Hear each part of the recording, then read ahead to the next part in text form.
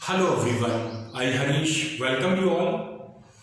आज की इस वीडियो में हम बात करेंगे क्लोज की। इंग्लिश में क्लोज क्या होता है, क्या इसकी मीनिंग होती है और इसके प्रयोग कैसे किए जाते हैं। तो देखिए, क्लोज जिसको हिंदी में कहते हैं उपवाक्य। क्लोज का हिंदी में अर्थ हुआ उपवाक्य और इसकी डेफिनेशन यानी परिभाषा है, close is a part of a sentence with a subject and a verb. Close एक सेंटेंस का पार्ट होता है, क्लोज एक वाक्य का हिस्सा होता है जिसमें with a subject and a verb, जिसमें एक सब्जेक्ट और एक वर्ब होता है। यानी क्लोज सेंटेंस का एक वो हिस्सा है जिसमें एक सब्जेक्ट और एक वर्ब का होना जरूरी है। जैसे यहां पर ये एग्जांपल है, आई प्ले। आई क्या है? आई एक सब्जेक्ट है। प्ले क्या है? प्ले एक वर्ब है। तो ये सब्जेक्ट और ये वर्ब, तो ये एक कंप्लीट क्लोज हो गया। एक क्लोज कंप्लीट सेंस दे भी सकता है और नहीं भी। ऐसा क्यों है? क्योंकि क्लोज दो प्रकार के होते हैं। There are two types of close. Close दो प्रकार के होते हैं। पहला क्लोज होता है इंडिपेंडेंट क्लोज। इंडिपेंडेंट यानी आजाद, स्वतंत्र क्लोज, जिसको मेन क्लोज भी कहते हैं। इंडिपेंडेंट क्लोज जिसको मेन क्लोज भी कहते हैं और ये कंप्लीट सेंस देता है। जैसे एग्जांपल है यहां पर, शी विल डांस, वह नाचेगी। शी विल डांस, तो ये हमें कंप्लीट सेंस दे रहा है। इसमें कुछ भी ऐसा नहीं है कि हमें कुछ समझ ना आ रहा हो। शी विल डांस, वह नाचेगी। तो ये कैसा क्लोज है? ये इंडिपेंडेंट क्लोज है जो किसी दूसरे पर निर्भर नहीं है अपना अर्थ बताने के लिए। दूसरा क्लोज होता है डिपेंडेंट क्लोज, जिसको सबऑर्डिनेट क्लोज भी कहते हैं। ये आश्रित होता है, ये अपनी कंप्लीट सेंस नहीं देता है। इसको पढ़ने से हमें पूरी बात समझ में नहीं आती है, क्योंकि इसकी पूरी बात को समझने के लिए, अब जैसे इसके नाम से पता है डिपेंडेंट, ये दूसरे पे डिपेंड है। इसकी पूरी बात समझने के लिए हमें किसी दूसरे क्लॉज की मदद लेनी पड़ती है। और किसकी लेनी पड़ती है? एक मेन क्लॉज की, यानी इंडिपेंडेंट क्लॉज की मदद लेनी पड़ती है इसको पूरा समझने के लिए, क्योंकि ये डिपेंडेंट है। डिपेंडेंट क्लॉज का एक एग्जांपल देख लेते हैं। इफ यू सिंग, अगर तुम गाओगे, तो कंप्लीट सेंस नहीं आ रहा, यहां पर लिखा भी है नो कंप्लीट सेंस। अगर तुम गाते हो तो क्या होगा? अगर तुम गाते हो तो क्या होगा? तो कुछ समझ नहीं आ रहा। इस बात को पूरा करने के लिए हमें किसी दूसरे क्लोज की जरूरत पड़ेगी जो होगा मेन क्लोज। तो इफ यू सिंग, अब अगर इसको इसके साथ जोड़ दिया जाए, she will dance if you sing. एक इंडिपेंडेंट क्लोज को इसके साथ जोड़ दिया जाए तो इसका अर्थ पूरा हमें समझ आने लगेगा। इसीलिए हम इसको कह रहे हैं डिपेंडेंट क्लोज। ये डिपेंड किस पे है? इंडिपेंडेंट मेन क्लोज पे। She will dance if you sing. वह नाचेगी अगर तुम गाते हो। वह नाचेगी अगर तुम गाते हो। तो ये इसको कंप्लीट करने के लिए हमें मेन क्लोज की जरूरत पड़ रही है। इसका अपना कोई सीधा सीधा अर्थ समझ में नहीं आ रहा है, इसीलिए इनको डिपेंडेंट क्लोज कहते हैं। डिपेंडेंट क्लोज तीन प्रकार के होते हैं। कौन कौन से? नाउन क्लोज, एडजेक्टिव क्लोज और एडवर्ब क्लोज। अब ये क्या होते हैं? अगर आप नाउन, एडजेक्टिव और एडवर्ब को जानते हैं, इनकी डेफिनेशन और इनके काम जानते हैं, तो फिर आपको इसमें दिक्कत नहीं होगी। अंतर क्या है? अंतर ये है, नाउन एक सिंगल वर्ड होता है और नाउन क्लोज ये क्या होता है? ये ग्रुप ऑफ वर्ड्स होता है। तो इनकी जरूरत क्यों पड़ती है? जब हमें किसी नाउन को बताना होता है एक से ज्यादा शब्दों में, तो हम प्रयोग करते हैं नाउन क्लोज का।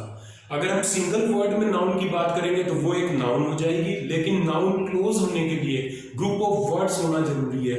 और जब हमें एक वर्ड से ज्यादा की जरूरत होती है किसी नाउन को बताने के लिए, तो फिर हम नाउन क्लोज का प्रयोग करते हैं। ये अंतर है नाउन में और नाउन क्लोज में। और हाँ, एक सेंटेंस में एक से ज्यादा क्लोज हो सकते हैं।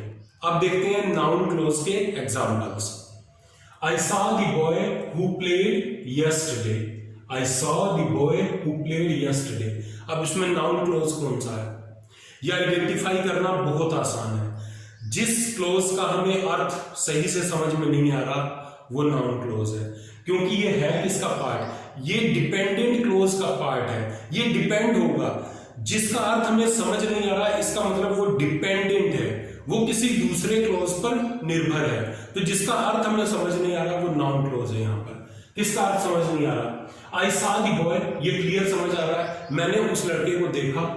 हु प्लेड यस्टरडे, ये हमें समझ नहीं आ रहा, जो कल खेला। जो कल खेला, कौन खेला कल? द बॉय, बॉय क्या है? बॉय एक नाउन है। तो यहां पर हु प्लेड यस्टरडे, ये क्या है? ये एक नाउन क्लॉज है। हु प्लेड, जो कल खेला, वो कौन था? वो लड़का। बॉय कौन है? नाउन। तो ये यहां पर नाउन क्लॉज का काम कर रहा है। अगला है he visited the garden which he likes. he visited the garden which he likes. उसने बगीचे का दौरा किया जिसको वो पसंद करता है। he visited the garden, यहां पर इसका अर्थ बिल्कुल क्लियर समझ आ रहा है। which he likes, तो ये नाउन क्लॉज है, इसका हमें अर्थ क्लियर नहीं होगा। इसको समझने के लिए हमें इसकी जरूरत पड़ रही है। he visited the garden which he likes. उसने उस बगीचे का दौरा किया जो उसको पसंद है। अब अगला देख लेते हैं एडजेक्टिव क्लॉज। एडजेक्टिव क्लॉज, अब एडजेक्टिव करता क्या है? एडजेक्टिव किसी नाउन या प्रोनाउन को डिफाइन करता है, यानी उसकी क्वालिटी, गुण, विशेषता बताता है। एडजेक्टिव क्लॉज भी यही काम करता है। एग्जांपल देख लेते हैं। My brother eats vegetables which are healthy. My brother eats vegetables, इसका अर्थ में समझ आ रहा है, मेरा भाई सब्जियां खाता है, ये तो बिल्कुल क्लियर है। विच आर हेल्दी, हेल्दी क्या है? जो सेहतमंद है। सेहतमंद क्या है? किसकी क्वालिटी है? वेजिटेबल्स की।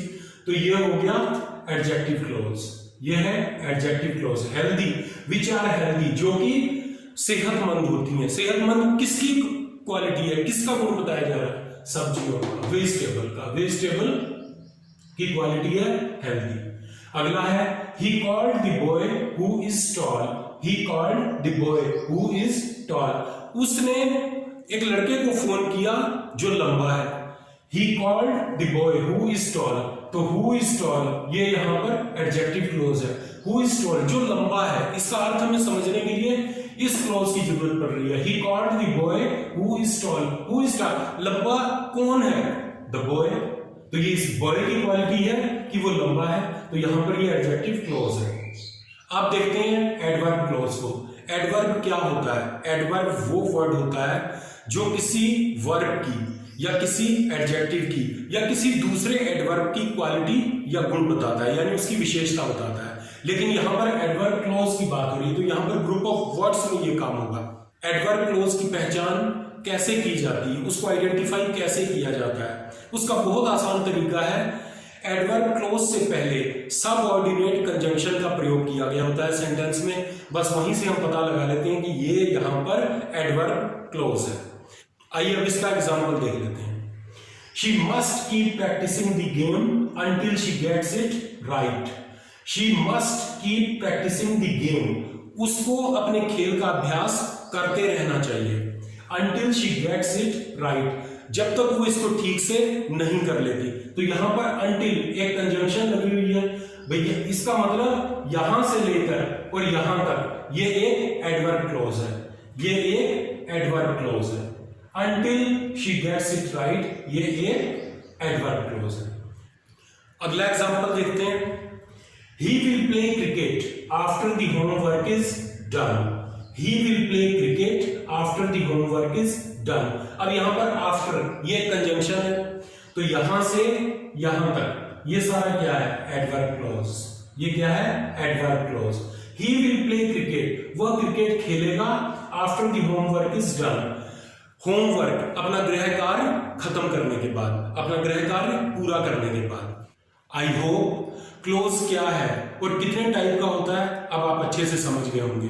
ये जानकारी पसंद आई हो तो इस वीडियो को लाइक कीजिए, इस चैनल को सब्सक्राइब कीजिए और इस चैनल की सारी वीडियोस को शेयर कीजिए अपने फ्रेंड्स और रिलेटिव्स के साथ।